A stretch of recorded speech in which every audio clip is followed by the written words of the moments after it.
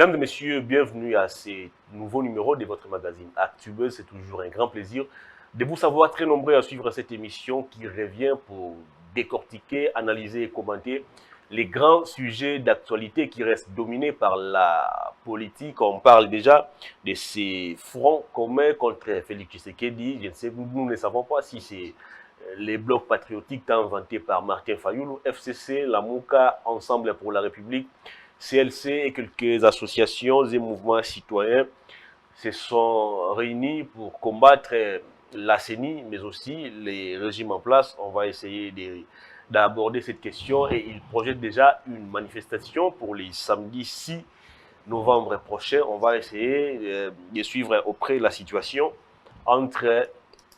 au sein plutôt de cette synergie qui vient de voir les jours. L'actualité, c'est aussi la déclaration commune des partenaires internationaux de la République démocratique du Congo, les États-Unis, la France, l'Union européenne, la Belgique, pratiquement tous ces pays ont signé une déclaration pour déplorer les manques de consensus qui a conduit à la désignation et à l'installation même de l'actuel bureau de la CENI.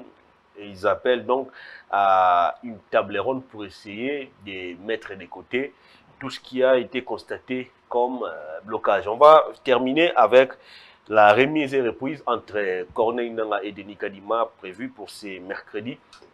Est-ce qu'on va auditer la gestion des Corneille Nangaa à la tête de la CENI? Quels sont les défis?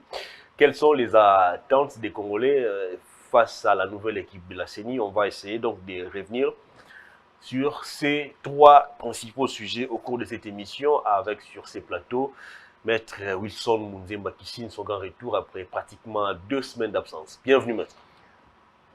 Merci beaucoup Hervé et tous les fidèles téléspectateurs de Congo Base Télévision. Je crois qu'on a eu un peu beaucoup de travail ailleurs. On est allé travailler un peu à l'extérieur du pays. Et là on est revenu. Je crois que l'actualité nous oblige de dire un mot. Vu les enjeux de l'ère et c'est pour cela que nous sommes là aujourd'hui. Très bien. Alors, je vous ai vu dans une atmosphère très peu habituelle. Vous êtes arrivé ici pratiquement en colère contre les combattants et compatriotes Bokechu Premier. Qu'est-ce qui ne va pas? Je suis au regret de vous le dire aujourd'hui. Je crois que Bokechu Premier, Bokechu surnommé le premier, je crois qu'il a mal choisi le poste qu'il a mis sur l'Internet. Et la toile en parle aujourd'hui. Je crois qu'il a tenu des propos discoutoires auprès du chef spirituel de l'église kimbangiste et à la personne de Simon Kimbangu Kiangani. Je crois la manière dont il a procédé est très malveillante. Et cela suscite beaucoup de réactions à telle enseigne que Simon Kimbangu, c'est le père spirituel d'une grande église de renommée internationale c'est dans notre pays. Et je crois que le soubassement de cette église-là prouve à suffisance à quel niveau que nous sommes aujourd'hui. Je crois que l'Église a commencé ici au Congo et s'est répandue au niveau international. Donc nous devons avoir beaucoup d'égards à cet homme de l'Église qui a prouvé à suffisance comment est-ce qu'il est constant dans ses prises de position. Et si aujourd'hui, M. Bokechu Premier se permet, je ne sais pas par quelle malignité il doit le faire, et en faisant des qualificatifs qui ne tiennent pas route vis-à-vis de ces messieurs, Nabandi et Sikawana Congolais, Tozonga Nabomoto. Et ça prouve à suffisance l'impérialisme qui règne dans les cerveaux des Congolais, plus précisément à ces messieurs. Si aujourd'hui Bokechu n'a pas un niveau intellectuel qu'on peut le croire dans ces pays, qu'est-ce que Bokechu a déjà fait comme sacrifice dans ces pays?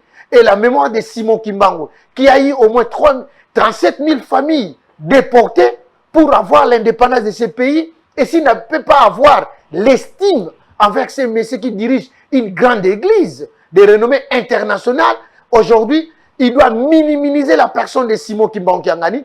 Je crois que je dois m'insurger, pas seulement comme kimbangiste, mais comme un intellectuel congolais et un averti à fortiori. Mais est-ce que le fait pour Bokechu Premier, je ne veux pas vraiment qu'on puisse passer beaucoup de temps sur ces sujets. Mais est-ce que le fait pour Bokechu de dire que Simon Kimbangu c'est un ancien mécanicien? Non, s'il vous plaît, Hervé, je crois qu'il y a des propos, je ne parle pas des qualificatifs. S'il vous plaît, c'est une mauvaise comparaison que vous voulez faire, parce que ça n'a pas de sens. Le vrai problème, c'est juste le fait que l'église kimbangiste a porté un candidat au niveau de la CENI, et c'est là peut susciter ce que Bokétchou est en train de traiter. Mais en dehors de tout ça, est-ce que vous savez que Simon Kimbangu, c'est un père de famille? Est-ce que vous savez que Simon Kimbangu, c'est un grand monsieur que nous devons absolument du respect et plus de valeur? Bokétchou, il est qui pour ce pays? Qu'est-ce qu'il a déjà donné? Ni dans sa famille, qu'est-ce qu'il a déjà donné prouvé à suffisance, même sur le plan intellectuel? Imagine combien de jeunes gens qui ont étudié aujourd'hui juste la formation de Simon Kimbangu. Combien de gens que Simon Kimbangu a envoyé aujourd'hui aux études, non seulement au niveau primaire, secondaire et au niveau universitaire. Combien de gens ont fait des recherches parce que Simon Kimbangu les a aidés. Non, je crois que nous allons parler de la politique, je n'en disconviens pas, mais nous devons avoir des retenues. Et ça, je dis, je lance un défi à Bokétchou Premier. Si ce n'est pas dans sa voie, c'est moi qu'il va trouver. Il va trouver des milliers de Kimbanguistes qui sont répandus dans le monde entier. Et je demande à tous les Kimbanguistes de se solidariser par rapport à ça. Et nous devons mener un combat sans recul par rapport à ces messieurs qui n'ont même pas de niveau. C'est un débile mental, si je dois me permettre de le dire comme ça. Pas des mots forts. Pas des mots forts. Je crois que quand il a tenu des propos forts, vous ne lui avez pas demandé de tenir des propos qui devraient être courtois. Je le fais dans mon patois, on dit, c'est vrai. Ce que Motaliboma, quand il y a Naku, Motaliboma faut abimisaye. Et je crois que nous sommes prêts à le faire à tout moment et à tout le temps. Quand vous tirez matin, midi, soir ici sur... Non, on n'a jamais tiré. Moi, j'ai toujours tenu des propos courtois parce que j'ai eu une bonne éducation chrétienne. Très bien. Provenant de l'église kimbanguiste. On va entrer cette fois-ci dans les menus de l'émission pour parler. Je préfère qu'on puisse commencer d'abord par la déclaration commune des partenaires internationaux qui estiment qu'il y a un manque de consensus dans la procédure qui a conduit à la désignation et même à l'installation de la nouvelle équipe de la CENI. Est-ce qu'aujourd'hui vous partagez l'avis selon lequel, bon, manque de consensus, ça c'est les partenaires internationaux qui les stipulent, mais est-ce qu'aujourd'hui vous pensez que cette déclaration ne va-t-elle pas dans l'essence de consolider ce que nous avons toujours décrié, l'ingérence dans nos affaires internes, ce que Lambert Mende avait toujours décrié? Je crois que la communauté internationale, ils ont eu la latitude ou le courage de le dire parce qu'ils ont constaté. C'est vrai, les constats par rapport au consensus, c'est vrai, c'est réel, mais c'est en fonction de quoi ou à base de quoi cela est arrivé. Il faut commencer par là. Écoutez, il y avait une volonté manifeste des hommes des églises qui n'ont pas pu faire quelque chose dans le sens de prouver à suffisance dans le monde entier qu'ils sont des hommes de Dieu. Ils se sont comportés vraiment, malheureusement, comme des hommes politiques. Et aujourd'hui, si le Congo doit avoir une dérive électorale, je crois que cela sera clairement sur le dos des hommes des églises ou des confessions religieuses. La communauté internationale doit aussi le savoir. Sans oublier, nous sommes un État indépendant depuis 1960. Et au-delà de tout, nous avons plus de 50 ans d'âge.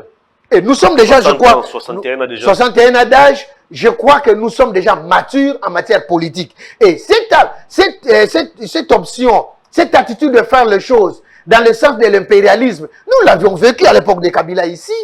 Combien de fois qu'ils ont utilisé les autres églises contre d'autres confessions religieuses? Et je crois qu'aujourd'hui, les Congolais doivent se lever comme un scellant pour dire non à l'impérialisme. Ils ne se sont pas ingérés directement, ils veulent s'ingérer d'une manière indirecte. Mais ce qui est vrai, nous devrons rappeler aux hommes des églises, c'est eux qui ont ouvert cette portillon. On a passé déjà cette étape. Non, mais attends, qu'on le veuille ou pas, l'étape est déjà passée. Mais je crois que la communauté internationale a invité aussi la classe politique à trouver un terrain d'entente où ils doivent absolument se retrouver autour d'une table pour en parler. Est-ce que nous devons toujours attendre que la communauté internationale nous interpelle pour que nous nous mettions autour d'une table? C'est archi faux. Le président n'a pas entendu, il a entériné. Mais écoutez, qu'est-ce que vous voulez que le chef d'État puisse faire? Au moment où il y a ici 6 confessions religieuses qui ont accepté de cheminer avec l'élection de Denis Kadima. Écoutez, sur 8 personnes, vous êtes 8, il y a 6 qui ont accepté. Et les 2 autres, par des raisons fallacieuses et qui n'ont jamais dit jusqu'aujourd'hui. Mais on doit être sincère avec cette population. La population congolaise n'est pas dupe, mon cher Hervé. Moi, ce que je me pose comme question, Quel est le mobile ou la motivation qui a fait que l'Église catholique et protestante puissent prendre des positions? Hervé, pour votre information, aujourd'hui, l'Église catholique et l'Église protestante sont en tournée héros-américaine. À Bensolé et à Bensolé, Utemi et le monsieur de l'SCC. Ils sont en tournée. Alors, je me pose la question. Lorsqu'ils ont posé la question pour dire ceux qui sont logés à l'hôtel du fleuve sont aux frais de l'État congolais. Dites-moi, le périple qu'ils sont en train de mener aujourd'hui sont aux frais de qui? Allez, vous voulez mentir qui aujourd'hui? C'est là que vous allez dire que à l'époque où on a vu Lambert Mende s'est levé quelquefois, il n'avait pas tort. Et voilà aujourd'hui l'impérialisme continue. Nous devons connaître à dormir sur les lits coloniales ou nous devons prendre les choses en main. C'est ce que le chef de l'État a fait. Et le chef de l'État n'a pas décidé, s'il vous plaît. On parle du forcing. Il a ordonné. Le président aurait fait un forcing. Cher ami, le chef de l'État, quand on lui a posé la question aux États-Unis, il a renvoyé dos à dos pour dire revenez au niveau du Parlement. Et il a instruit le président de l'Assemblée nationale pour recevoir encore les confessions religieuses. Est-ce que c'est élégant, utilisons ces termes, est-ce que c'était élégant pour le président de dire qu'il a instruit les présidents d'un autre pouvoir? Lui, il est dans l'exécutif, moi, je suis dans les législatifs. Est-ce que c'était élégant pour le président de dire s'il vous plaît, qu'il a instruit? Les candidats qui devront être, devront être entérinés à la CENI devront provenir d'où? Non, mais c'est une bonne question. Hervé, l'élégance que vous demandez au chef de l'État, le même chef de l'État que vous avez ingéré patin hier, le même chef de l'État que vous avez qualifié de tous les mots, mais aujourd'hui c'est cette élégance-là que vous demandez. Non, cher ami, nous devrons prendre les choses dans le bon sens et être rationnels. S'il vous plaît. Il ne faut pas m'indexer. Je ne vous indexe pas, vous êtes un porte-voix, vous êtes un porte-voix. Mais qu'à cela ne tienne, c'est une réalité que nous vivons. Au-delà de tout, la même personne que vous avez traité de tous les mots, il dit, mais écoutez, l'émanation de membres de la CENI n'est pas l'émanation du chef de l'État. L'enterrement devrait avoir lieu où? C'est l'Assemblée nationale. Ou vous faites la confusion, ou vous ne savez plus ce que vous voulez exactement, parce que vous êtes commandité. Et quand vous êtes commandité, à un moment donné, vous perdez même le bon sens et la rationalité. Très bien. Alors, cette déclaration commune de nos partenaires internationaux, il y a les États-Unis, il y a la Belgique, il y a la France, l'Espagne, ils sont nombreux, tous ces pays, la Chine. Est-ce que leur déclaration ne va-t-elle pas dans le sens de baliser les chemins en vue de créer ou de convoquer une table ronde qui va permettre à ce que tous ces gens qui aujourd'hui s'estiment frustrés de venir encore discuter et puis à la fin, comme c'est pratiquement l'habitude, on va encore partager les postes, les uns et les autres vont encore se retrouver. Est-ce que cette déclaration ne va-t-elle pas dans ce sens? Dans le paragraphe 3, je vais lire. S'agissant de la désignation de l'ensemble des membres de la CENI, il note à regret que les parties prenantes ne sont pas parvenues au consensus qui constitue un élément important pour renforcer la confiance à l'égard du processus électoral à venir. Il les appelle de l'ordre, les autorités compétentes, à rechercher l'adhésion de tous. Mais attends, c'est une invitation qu'on donne. Nous ne sommes pas obligés, mais attends, nous ne sommes pas obligés, mais il y a un fait qu'on ne veut pas plutôt relever. Il y a un fait. Lorsque on les a appelés à amener même des preuves devant la commission paritaire, ils ne l'ont pas fait. Ils ne l'ont pas fait. Dites-moi, quand vous allez vous retrouver sur une table ronde pour négocier, vous allez négocier quoi? Quel est le cahier de charges que vous allez amener au moment où tous nous réclamons à corps et à cri les élections au 23 décembre au Congo? Je vous ai dit, dans votre plateau ici, les politiques congolais préparent plutôt les glissements pour Antoine Félix Tshisekedi. Et je vous ai dit, je ne veux pas être prophète de malheur. Vous m'avez même taxé de prophète de malheur. Mais je vous ai promis que, chers amis, en regardant tout ce qui est le rouage ou l'environnement politique aujourd'hui, nous nous sommes dit, voilà, on est en train de baliser les chemins pour un glissement sans qu'il y ait casse. Et aujourd'hui, Antoine Félix Tshisekedi, un homme d'État responsable, Ils vont demander aux confesseurs religieux de désigner les membres. Imagine, les confesseurs religieux devaient désigner 2 membres. Pourquoi le deuxième membre n'a jamais posé problème? Seulement, le président de la CENI a posé problème. C'est lui qui pilote. Lui non, mais attends, ce n'est pas lui le technicien. Est-ce que vous savez qu'il y a un secrétaire exécutif qui est l'élément moteur? Un secrétaire exécutif qui est l'élément moteur des élections dans ce pays. Il est lié au président. Mais attends, le président ne fait que la politique maison. Mais la technicité est l'outil de travail du secrétaire exécutif. Et tout ça, on ne fait pas attention à ça. Et c'est là où j'ai dit toujours, les politiques congolais n'ont pas une vision, n'ont pas d'idéal. Ils se battent pour les postes. Et s'ils se battent, c'est pour avoir une santé financière. Et nous autres là, le petit peuple, nous sommes abandonnés à notre triste sort. Et je demanderai à la population congolaise de prendre conscience. Il est grand temps que nous puissions prendre conscience pour savoir qui est homme de Dieu et qui veut le développement du peuple congolais. Très bien. Pendant ce temps, Denis Kadima et l'ensemble de son équipe ont prêté déjà serment.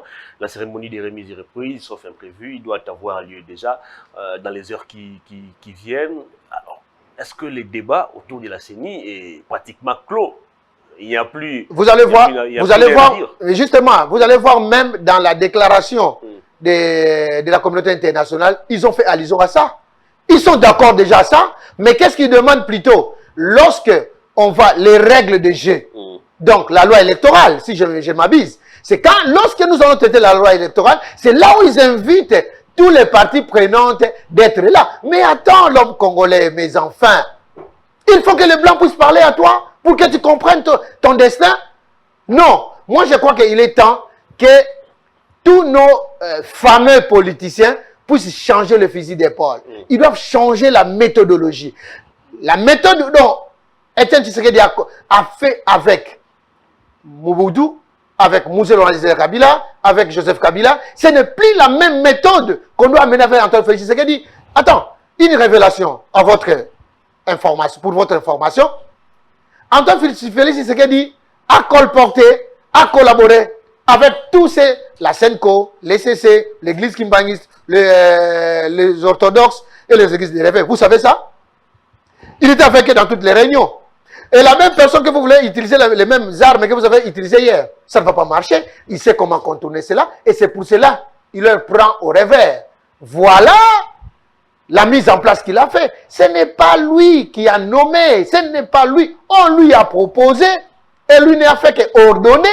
L'entérinement n'a pas lié à son niveau. L'entérinement a lié au niveau de l'Assemblée nationale.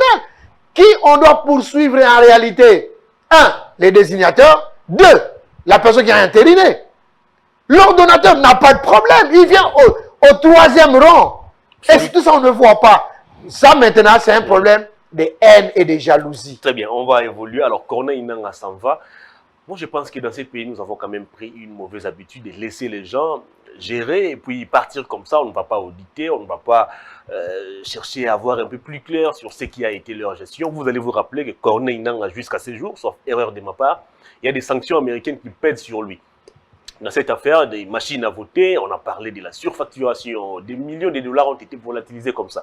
Est-ce qu'aujourd'hui, c'est possible qu'on puisse auditer la gestion de Corneille Nangaa et puis tirer les choses au clair? Parce qu'il y a quand même beaucoup de choses qui ont été dites sur lui. N'empêche, mais je suis confondu à un moment donné. Je me dis, quand on donne la version des faits que les députés congolais étaient nommés quelque part, je peux m'inscrire sur cette voie-là. Parce que si moi, je suis l'émanation du peuple, et c'est ce peuple-là qui me demande d'auditer, parce que auditer une institution comme la CENI, ce n'est pas absolument l'IGF. C'est plutôt le travail de l'Assemblée nationale. Et si l'Assemblée nationale dont on a toujours dit a été nommée par Corneille Nangaa n'arrive pas à le faire, à qui la faute? À qui la faute? C'est plutôt nos députés qui ne sont pas députés, qui sont plutôt députins, qui ne savent pas ce qu'ils doivent faire exactement. Nangaa est venu présenter les rapports à l'Assemblée nationale. Est-ce que ces rapports-là ont été examinés? Nangaa est venu parler devant les élus du peuple, soi-disant. Et c'est même là, Nangaa est sorti sans problème, sans contrainte. Et aujourd'hui, vous me demandez, par rapport aux habitudes prises depuis 18 ans, 32 ans, passées donc il y a 50 ans, un demi-siècle. Vous voulez qu'Antoine Félix les fasse en 3 ans?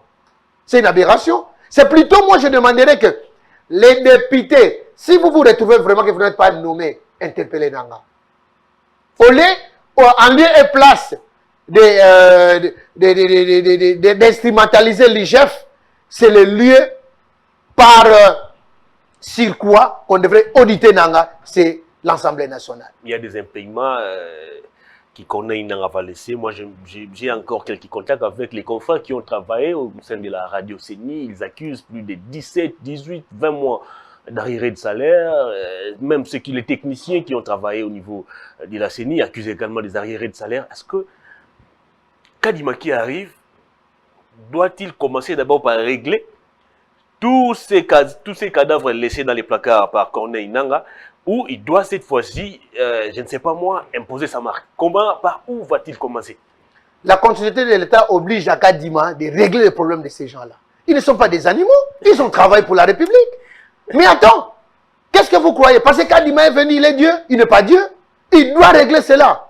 Et ces Congolais-là, qui ont travaillé pour la nation, imagine quand même qu'on se le dise. Il y a eu l'alternance au pouvoir. Donc, ils ont fait un bon travail. Et ces gens-là doivent être rémunérés au prorata du travail qu'ils ont abattu. Vous, à cette époque-là, il y a combien d'agents de la série qui ont été tués? Vous savez? Ils ont pris les risques dans des zones où il y avait la guerre, produite par eux-mêmes. Cette guerre-là, parce que la guerre n'a jamais existé, la guerre est asymétrique. C'est une guerre qu'eux-mêmes ont amenée ici au Congo. Donc, c'est pour dire quoi? Tout ça, c'est quelque chose que Kadima doit prendre à cœur, qui ne nous dise pas lui aussi, pour dire que, parce que nous lui avons donné un chèque en blanc, non. Pour venir se renfler des poches, non, non plus. Mais plutôt, il doit faire, je ne sais pas appeler ça l'autopsie, il doit faire l'autocritique de la CENI, il doit faire, il doit examiner tout ce qu'il y a eu avant lui, à des façons à trouver aussi des solutions palliatives à cela. Est-ce que le problème, ce n'est pas aussi les gouvernements? Parce que depuis un moment, qu'on a décrié toujours les retards qu'il y avait, je ne sais pas moi, dans les transferts d'argent pour financer la CENI, les frais de fonctionnement et consorts, la CENI ne les recevait plus depuis un moment. Le problème, ce n'est pas aussi les gouvernements. Est-ce que Sama Lukonde, de cette fois-ci, est prêt à financer de manière sérieuse la CENI afin qu'on ne puisse plus connaître ces cas d'impayement, tout ça? Je ne suis pas membre du gouvernement, moins encore porte-parole du gouvernement, mais à ce que je sache, il y a des lignes budgétaires. Dans les lignes budgétaires, il y a une ligne dédiée à la CENI. Et si Corneille Nanga n'a pas eu ces moyens au moment opportun, M. Sama doit faire un effort pour payer nos compatriotes qui ont travaillé. Imagine, on fait venir un entraîneur. Ben, il est belge, je crois, l'entraîneur de l'équipe nationale. Argentin. À l'Argentin. Un pays pauvre comme le Congo, on lui paye 50 000 $. Imaginez, un Congolais qui travaille à la CENI, on lui paye à peine 250 $, n'a jamais été payé. Très bien, on va donc, quand je dois faire un parallélisme par rapport à ça, je me retrouve que M. Sama a un travail à faire et M. Kadima doit les réclamer aussitôt qu'il commence son travail.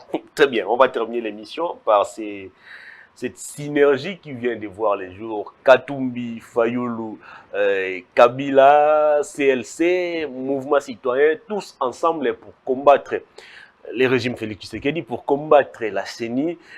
De quel œil voyez-vous aujourd'hui cette synergie qui vient de voir les jours? Ce n'est pas une synergie d'ailleurs, je vais vous dire une chose, c'est un bloc.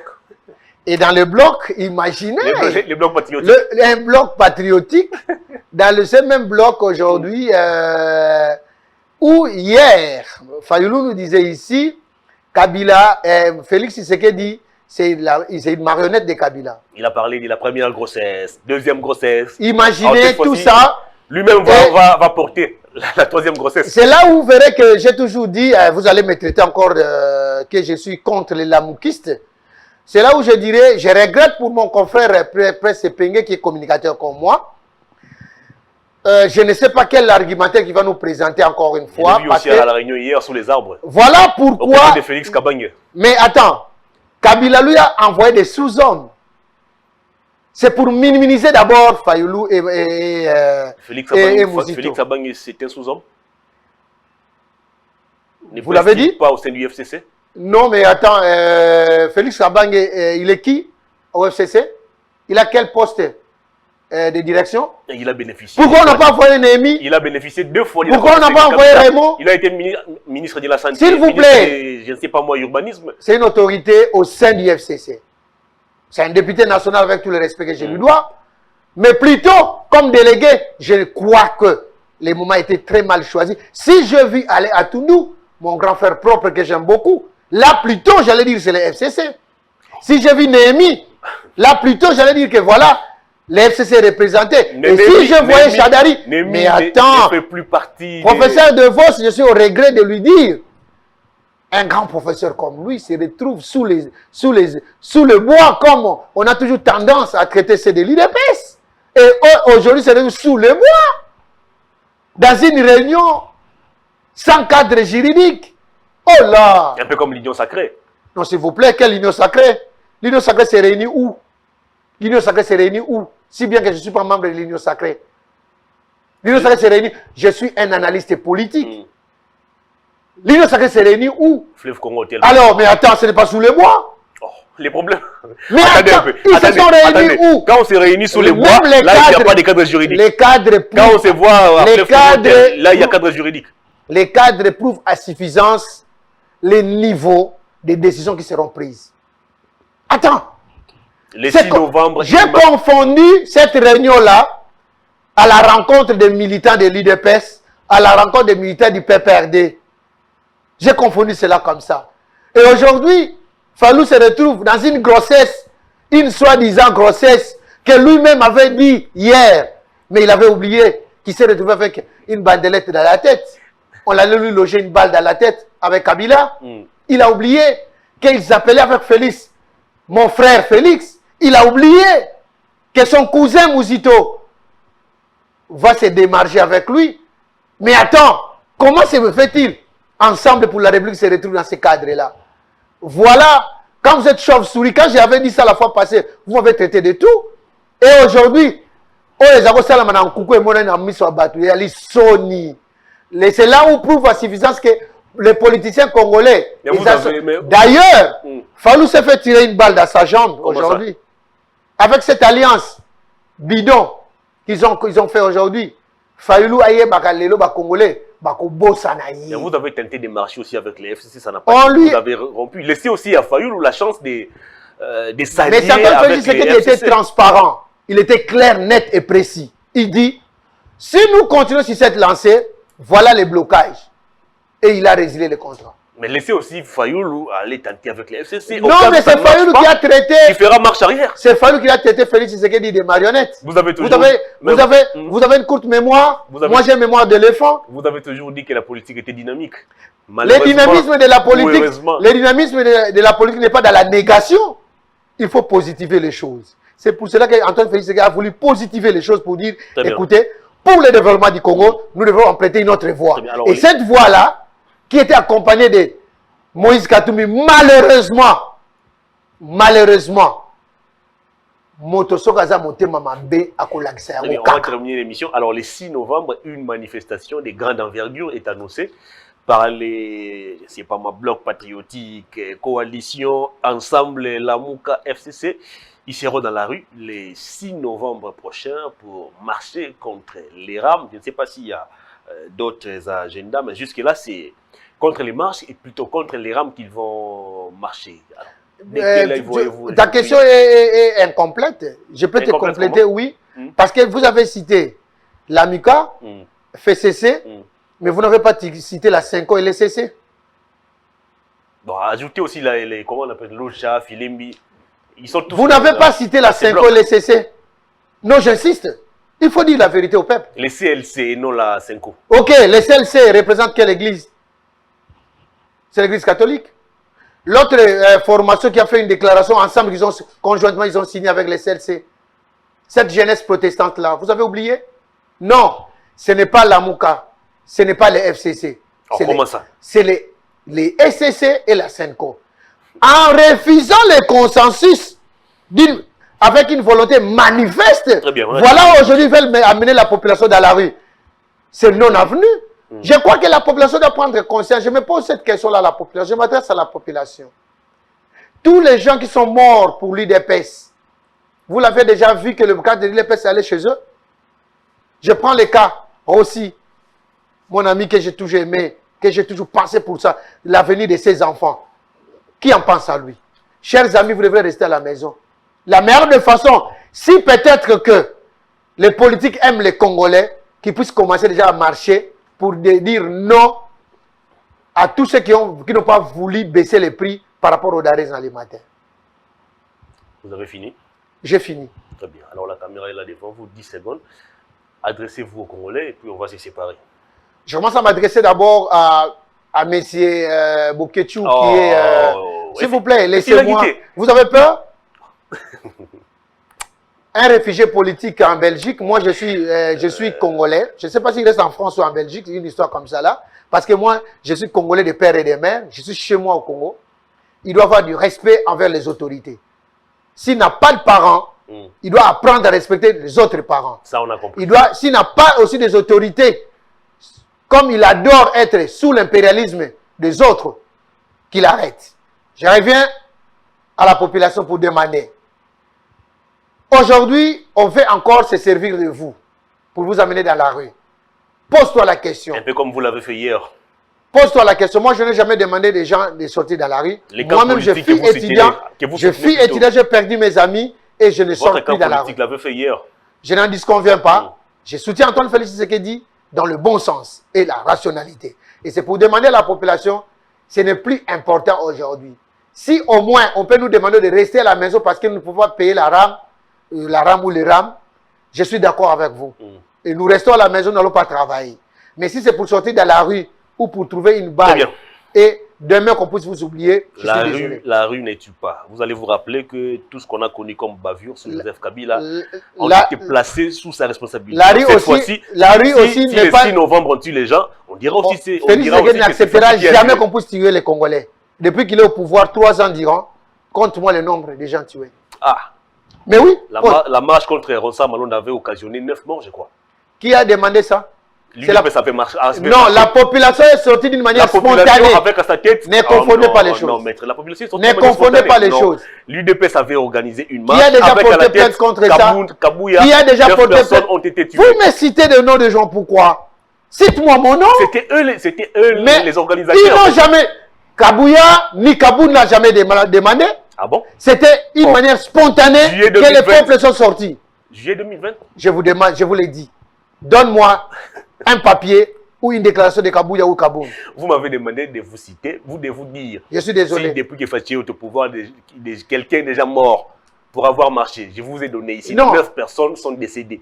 Mais lors de la marche contre Malone. Qui sont les organisateurs? C'était une manière spontanée? Allez, mais attends. Ne confondez pas les choses. Vous voulez régler les choses parce que vous êtes des impérialistes. C'est l'UDPS qui avait organisé la marche. Chers amis, les Congolais ont déjà quitté l'élite coloniale. Nous sommes indépendants, jour pour jour, 60 ans. Je vous ai eu. L'émission est terminée. Merci de votre passage, Maître Wilson. C'est moi qui vous remercie. Fin de cette émission. À toutes et à tous, merci de l'avoir suivi. Au revoir.